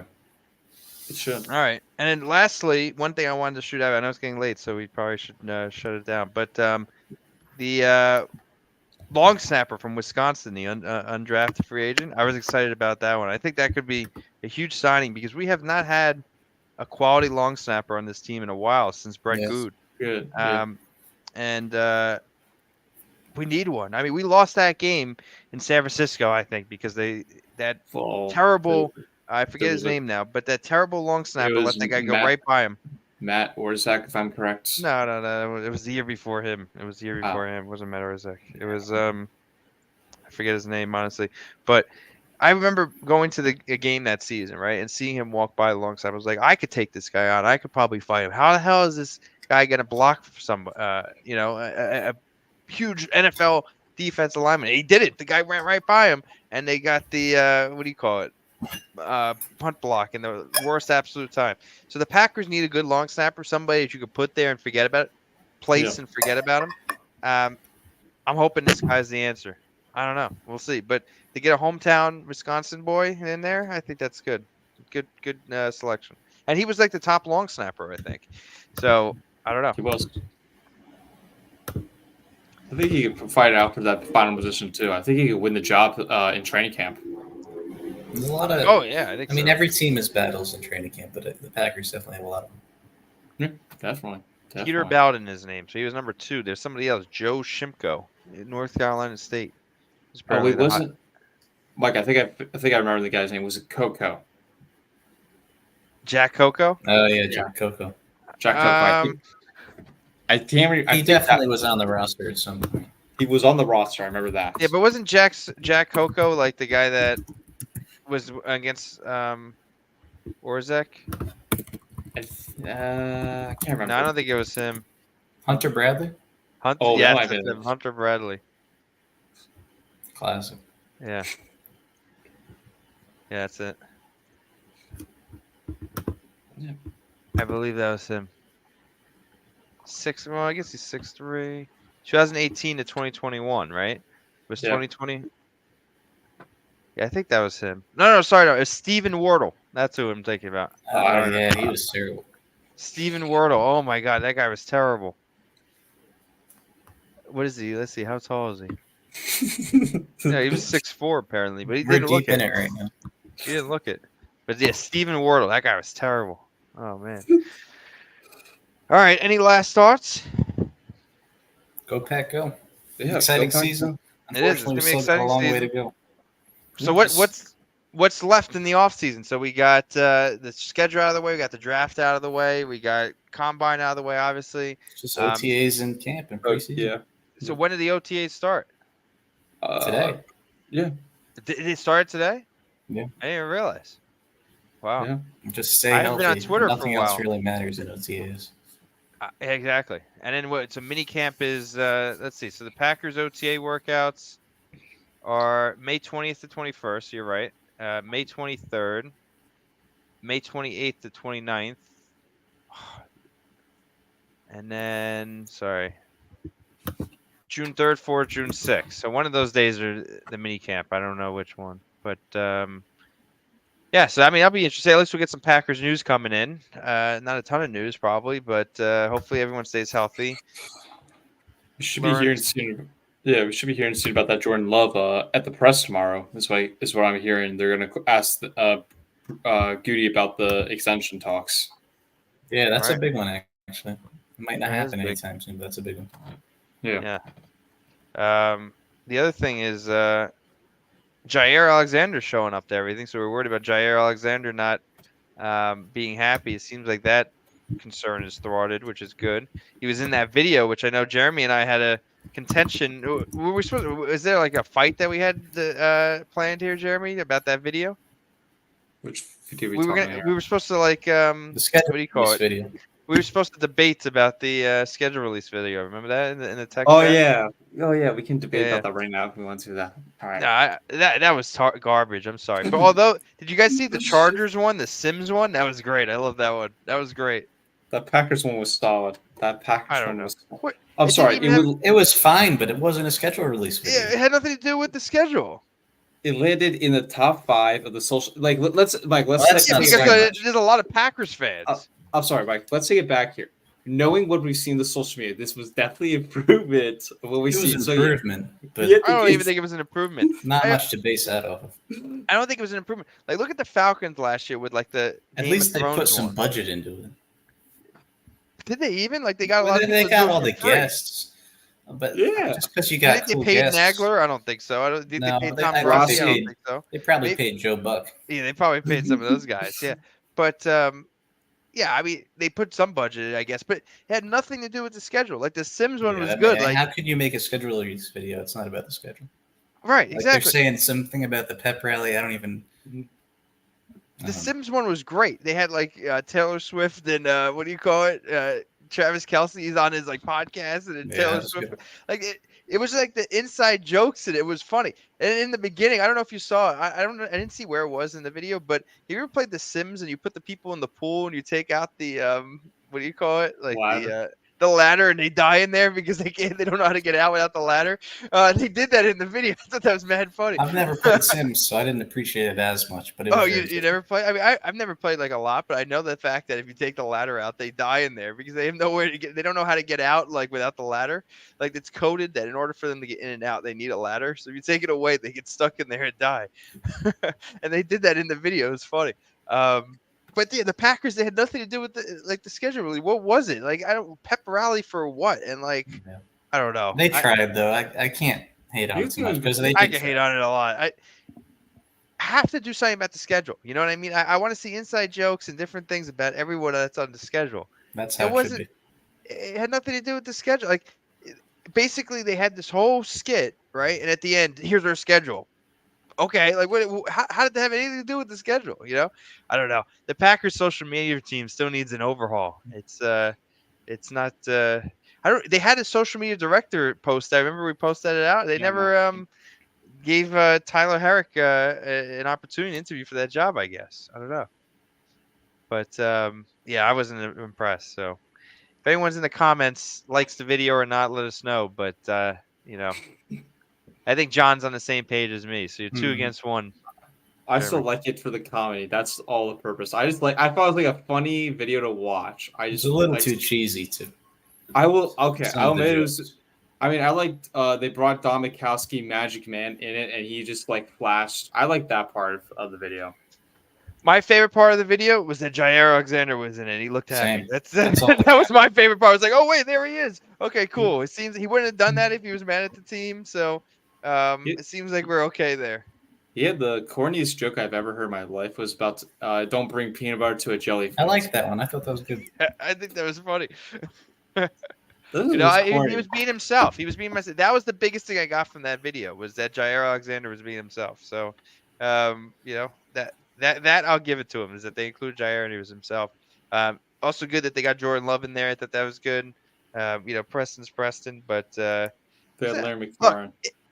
it was an interesting video. If it had something like if they just sent like posted that randomly, I would have been like, this is great. Like thanks for Yeah, adding this. But like it had nothing to do with the schedule release. Like that was almost like another video to do after the fact, like as extra content to say like, hey, like it's the off season. Like that would have been perfect if they marketed that video as like, oh, it's the off season, like everyone's bored, like, but here we got this like funny video we want to post that. Okay, great, thanks for that. Like that's something to talk about, you know.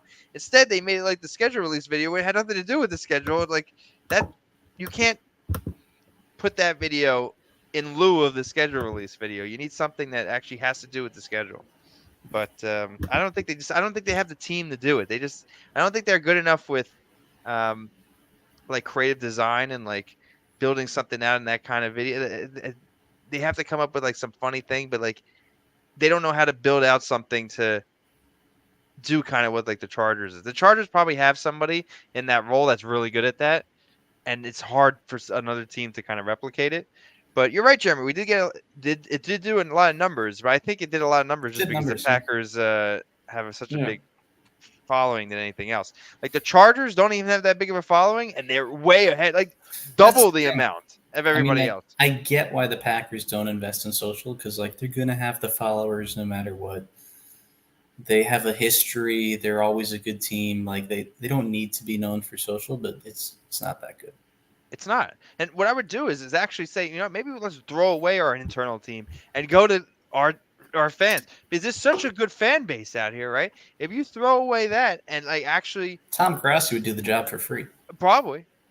You know what I mean? And they were kind of trying to lean into that this year, right? I think they were. And I actually give that to them, that they were leaning into the fans. They have Nagler and they have Grassi. And I actually kind of like that, but still had nothing to do with it. So again, if that was an auxiliary video, I'm all for it. That's great. But not in lieu of the what do you call it? The schedule release video. So, but lean into the creators as much as possible. That's something that the Packers fan base has. That's not easily replicable on other teams. So, all right. Yep. Any last thoughts? Where can we find everybody? Let's do that, and we'll finish it off. We'll start with our guest, John. Go first. Packing the Beanstalk on Twitter. Don't post as much during the off season, but that's where to find me. Yeah, PackReacts podcast on Twitter, Arvo15. I haven't been doing much recently on Twitter. I can be honest. I've been getting murdered at work. Sorry for my bluntness, but yeah, I got to get back on posting and getting more followers to the account. We've kind of stagnated our follower count, so we're going to be working harder as in the future months. I know Jeremy's trying to get me to do the GOAT series. I got to do that. I haven't forgot about that, Jeremy. Don't worry. Unless you've done it without me already. Yeah, we already did that without you. Sorry. Yeah, so that that video came out last week for the Packers. I just had the Lions one come out today. Okay, nice. Well, if you need me to do somebody else, let me know. Who'd you get for the Packers one? I did myself. Oh, sorry. I just did myself just to make it easy to go fast and quick. Spoilers, if anyone didn't watch it, this is a spoiler. I picked Aaron Rodgers for my ultimate GOAT because I saw. I think, thank you, John. I think that represents the Packers. I mean, other ones you can make the argument was Brett Favre, who brought it back, or Don Hudson. Those are the I'd probably go Bart Starr. Bart Starr, I could consider that too. I just think that Don Hudson was a cheat code during his time, dominant position. Rodgers, he took what Favre did, next level. So did Favre from Bart Starr. Like, I would say Starr kind of laid out the groundwork for everyone, and then it went step by step everywhere. All right. What about you, Jeremy? Well, you know where to find me on the YouTube channel as always. And as I just mentioned, the GOAT series for season 2 is happening, where every Monday I will be posting an episode from every team in the NFL, where first episode last week was the Packers, who I think is the greatest player in franchise history. Today was the Detroit Lions. Next week will be the Chicago Bears. The Bears still suck. They really suck. They do. And we'll be going through that from the NFC North, and then go to the NFC East, then the South, then the West, and then do the same for the AFC side for the whole season 2 of the GOAT series. And we will be posting my Olympic video that I just did in a couple months too. That will be in the process of work, folks. And also be working on the Twitter, which I did work on the Twitter for Schedule Day by making some leaks. John knows about that, where I try to get out the news as possible on the Twitter accounts, which we got some followers. Yeah. Thank you, Jeremy.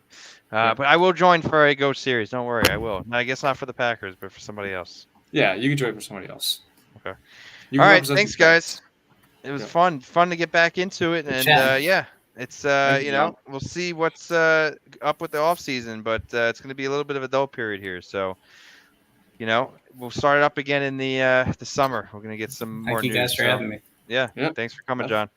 Definitely. All right, you want to lead us off, Jeremy? Yes. Now, as we always do here on the show, we like to start with 3 words here. Mike, you ready? Yep. Go. Pack. Go. Go, Pack, go! Go, Pack, go! Go.